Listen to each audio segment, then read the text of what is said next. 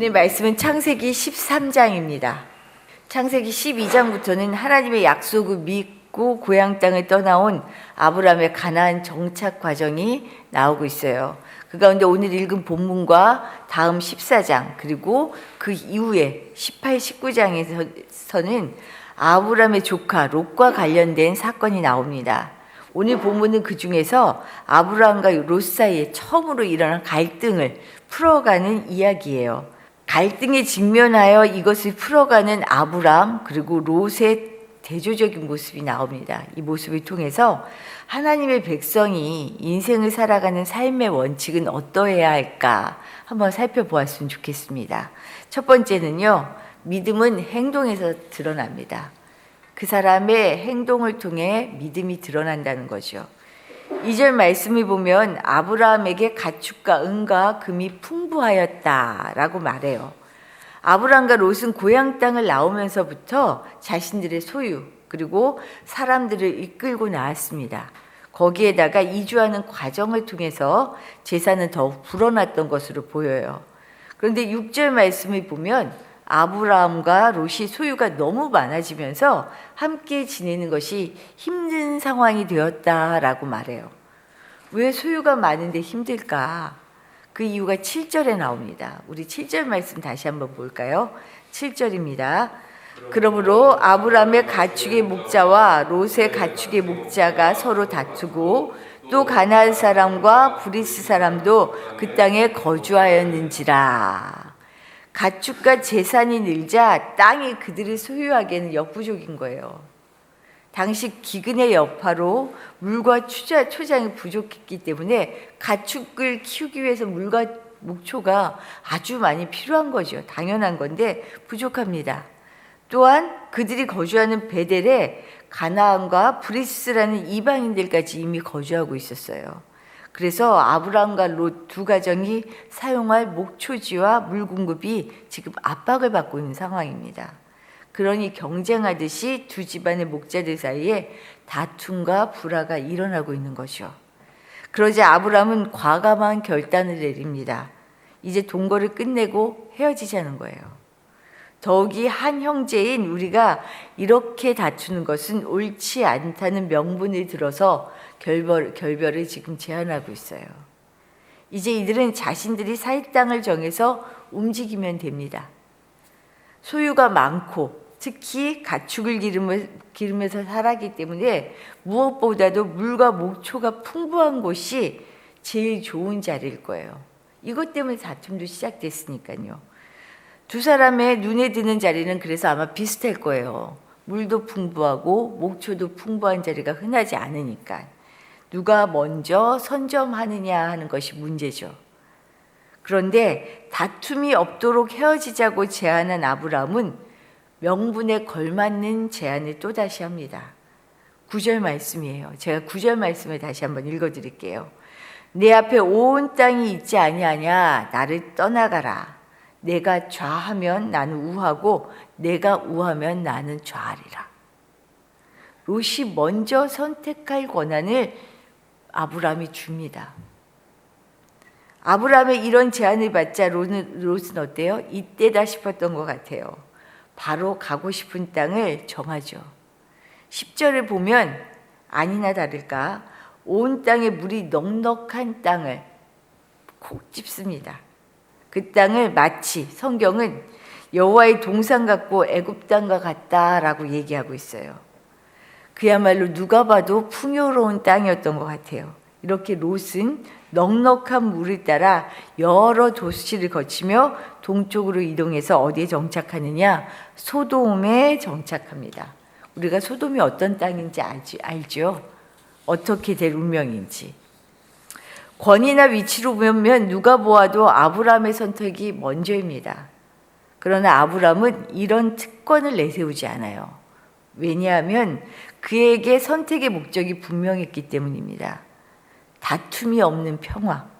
이 평화를 위해 자기의 포기의 길을 자기가 먼저 포기하는 길을 선택한 거예요.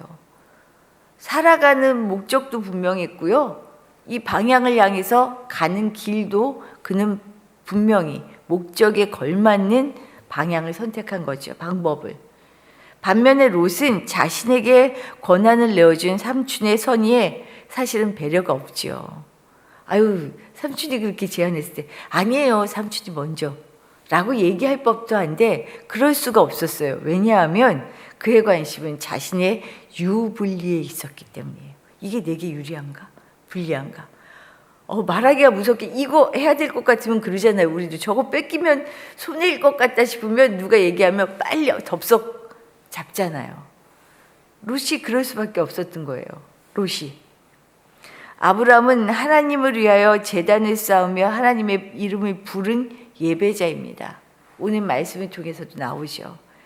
예배자다운 삶의 태도와 방향을 결정한 거예요. 믿음은 이렇게 행동으로 드러나게 되어 있습니다. 만약 하나님을 찾고 부르면서 방향은 나 중심으로 산다면 내 믿음을 다시 돌아봐야 해요. 사실 지금 한국 교회가, 기독교가 이 엇박자 때문에 지금 비난을 받고 있잖아요. 매우 중요한 일입니다. 내가 어떤 방향으로 어떤 길을 선택하며 사느냐. 믿음은 내 삶의 방향을 이끌어가는 힘이에요. 믿음 따로 내 길 따로가 아니라는 것을 꼭 기억할 수 있기를 바랍니다. 오늘 두 번째 말씀은요. 방향이 또한 결과를 결정한다. 이렇듯 아브라함과 롯은 보는 눈이 달랐어요. 보는 눈이 다르다는 것은 관심, 마음의 중심, 삶의 중심이 다르다는 말이죠.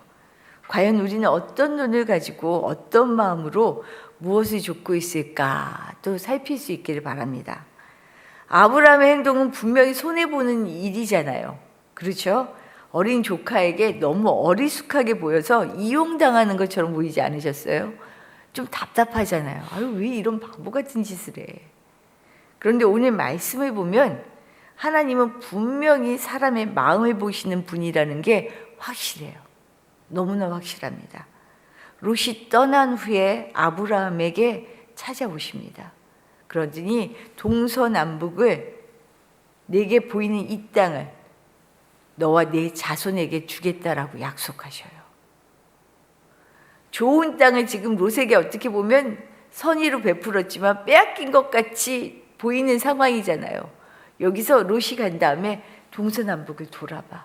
내가 이 땅을, 이 모든 땅을 너와 내 자손에게 줄 거야. 종으로 횡으로 다녀봐. 직접 일어나서 걸어봐. 이게 내 땅이야 라고 말씀하시는 거예요. 이 땅에 대하여 다시 또 말씀드리겠지만 사실은 하나님의 약속이라는 것이 어떤가? 내가 다 소유한다고 우리가 행복하게 사나요? 내가 필요한 것이 다 있다고 진짜 마음의 평화를 누리며 사나요? 하나님이 주시는 복, 온 땅을 차지하는 복이 무엇인가 다시 생각해 봐야 해요. 하나님과 동행하며 살아가는 삶 속에 세상이 줄 수 없는 평화와 기쁨이 있는 진짜 복을 누리며 행복하다라고 누리며 살아가는 삶. 하나님은 지금 아브라함에게 이것을 약속하신 거예요. 손해 같지 손해 아니야. 잘했어 지금 칭찬하시는 거죠. 이렇게 서로 헤어져 정착한 아브라함과 롯은 이미 우리가 알고 있는 것처럼 판이한 결과를 낳습니다. 롯은 조건으로는 다른 것에 비길 수 없는 소돔 땅을 선택하지만 이미 사실 소돔은 하나님 앞에서 악한 땅이었다라는 평가를 받았어요. 오늘 말씀 13절에 이렇게 얘기하잖아요. 소돔 사람은 여호와 앞에 악하며 큰 죄인이었더라. 저럴 수가 있어? 우리도 세계의 정세들을 보고 우리 살아가면서 그러잖아요. 어떻게 저럴 수가 있지? 저런 게 지금 있을 수 있는 상황이야? 그런데 그 힘 앞에서 그런 위력적인 권위를 가진 사람 앞에서 꼼짝을 못하고 움츠러들잖아요. 그리고 어떤 면에서 나도 그래도 저런 거 갖고 싶은데 저렇게 좀 살고 싶은데 라는 마음들도 가져요. 롯도 마찬가지였을 것 같아요. 악하다 하지만 그들이 가진 풍요, 그들이 가진 조건 포기할 수 없지라는 생각이 들 법해요. 그런데 화려함과 풍요로 감추어졌던 악함이 얼마나 극에 달하였는지 당장 14장에서부터 롯은 전쟁에 휘말리며 고통을 당합니다. 그리고 나중에는 어떻게 해요? 뒤도 돌아보지 못하며 도망을 가게 되죠. 아내는 뒤돌아봤다가 소금 기둥이 되고요. 자신은 겨우 목숨만 부지하는 상황이 됩니다. 그런데 이와 대조적으로 아브라함은 끝까지 롯을 돌보고 그를 위해 하나님께 간구하며 열국의 아비로 우뚝 서게 됩니다. 인생이 이런 거예요. 내가 무엇을 보고 어떤 선택을 하느냐, 내 선택에 따라 내 삶은 어떻게 달라지느냐, 내가 가는 길은 어디가 되느냐. 우리가 선택한 길이 분명 누구나 가고 싶고 좋아 보이는 길이지만 후회와 아픔을 안겨줄 때가 너무나 많습니다.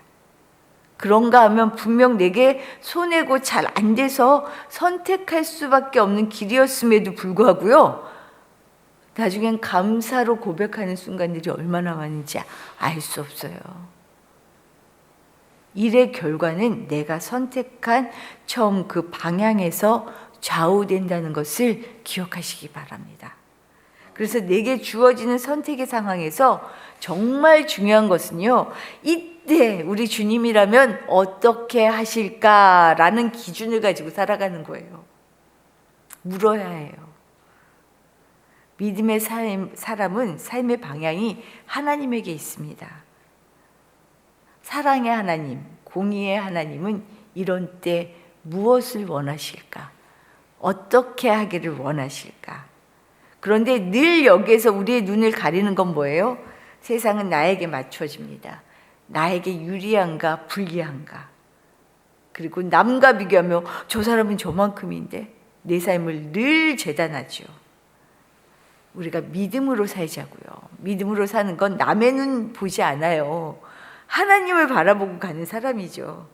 이것이 세상에서 예배자로 살아가는 길입니다. 오늘도 이렇게 세상에서 예배자로 살아가는 우리 모두 되시기를 축복합니다.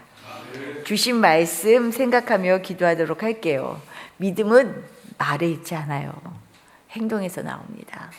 내가 어떤 선택을 하느냐, 어디를 보느냐, 그리고 내 믿음이 내 삶의 결과를 낳게 되죠. 하나님, 정말 믿음으로 살게 해주십시오. 남과 비교하는 게 아니고 하나님의 눈을 보며 살아가는 사람 되게 해주십시오. 기도하시기를 바랍니다. 더불어 오늘은 우리 교우들을 위하여 기도하는 날이에요. 날이 추워서 정말 감기로 차례차례 돌아가면서 아프신 것 같아요.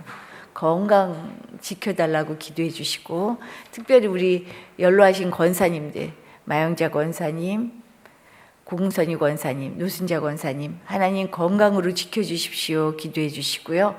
그리고 다음 주부터 우리 이현수 집사님의 아버님, 이용주 장로님 4차 항암에 들어가십니다.